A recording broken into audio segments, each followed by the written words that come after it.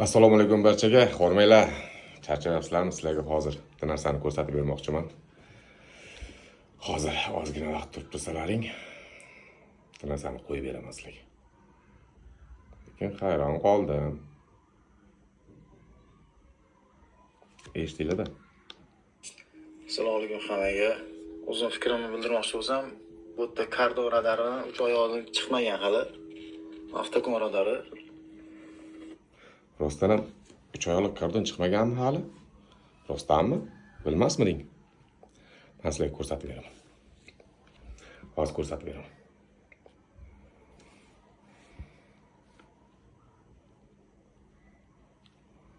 Mana qaranglar. Kardon.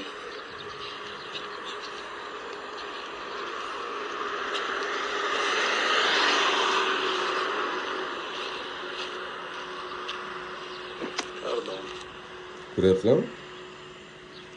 Bu 3 oyoq kardon radari bo'ladi. Farg'onada bu. Farg'onada. Xullas, farg'onalik Ilhomjon degan bir do'stimiz bor. O'sha 3 oyoq kardon radari qo'yilgan payti men o'zim olgan video ham bor, YouTube kanalida turibdi. Men shu video ham, bundan tashqari yana bitta video bor. O'zim olganman, o'zim olgan video. Bu videoni Ilhomjon degan bola yigit olib berganimizga kattakon rahmat. Oldin o'rganish kerak, qanaqa radarlar bor O'zbekistonda, qanaqa to'lqinda ishlaydi. Keyin men qo'ygan videoni tanqidga o'tirishdi-da, xullas.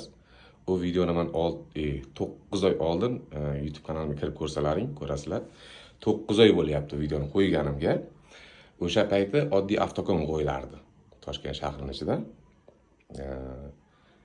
Yaqin mana shu 4-5 oylar bo'lib qoldi, grup aytsak ham 5 oylar bo'ldi-da, xullas. Shaharga indamas 3 oyoq qo'yiladigan bo'ldi. Lekin u umuman boshqa narsa. Men video qo'ygan avtokondagi umuman boshqa avtokon. U avtokon oddiy avtokon, shuni ham ajrata olmabdi. U joyda nima uchun riski birdan avtokon deya olmasdan kardon deyorgan. Sababini aytaymi sizlarga? Sababi men kelayotgan paytim kardon o'sha avtokon radariga yaqinlashib qolganimdan keyin risk qo'shdi uni. O'sha joyda GAI xodimi ham bor. Hozir ko'rsatib beraman sizlarga videoni. GAI xodimim bor. Birdan yaqinlashgandan keyin riski to'lqin kelib urilgandan keyin radarga ikkilanib qoldi-da, detektor kardon deyordi. Ammo lekin avtokon, oddiy avtokon. Hamma detektor chiroyli oladi uni. Men sizlarga hozir o'sha qo'yib bergan videomni ko'rsatib beraman. Mana qaranglar. Mana qaranglar. Chunki avtokonga yaqin qolganda birdan qo'shgani uchun, to'lqin risk urilgani uchun mana to'lqin birdan urildi, detektor adashib qoldi. Mana qaranglar, hozir to'xtatamiz. Qaranglar. To'xtatdik. Mana duplerni ko'ryapsizlarmi? Mana oldida qora dupleri bor. Bu oddiy avtokon deyiladi. Ana shu uchun oldin radarlarni farqiga borib olish kerak. Maylimi?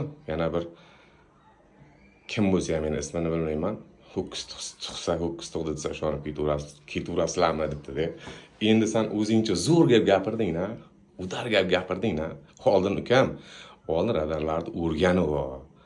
Qanaqa ishlaydi, qanaqa radar, avtokon necha xilligini bilasanmi? O'zbekistonda 3 xil avtokon bor. Mana shu 3 oyoq. 3 xili bor. Tushundingmi? Birovning ustidan gapirishdan oldin o'rganib olish kerak. Mujik, salomat bo'lasizlar. Kanalga obuna bo'lishni esdan chiqarmanglar. Sog' bo'linglar.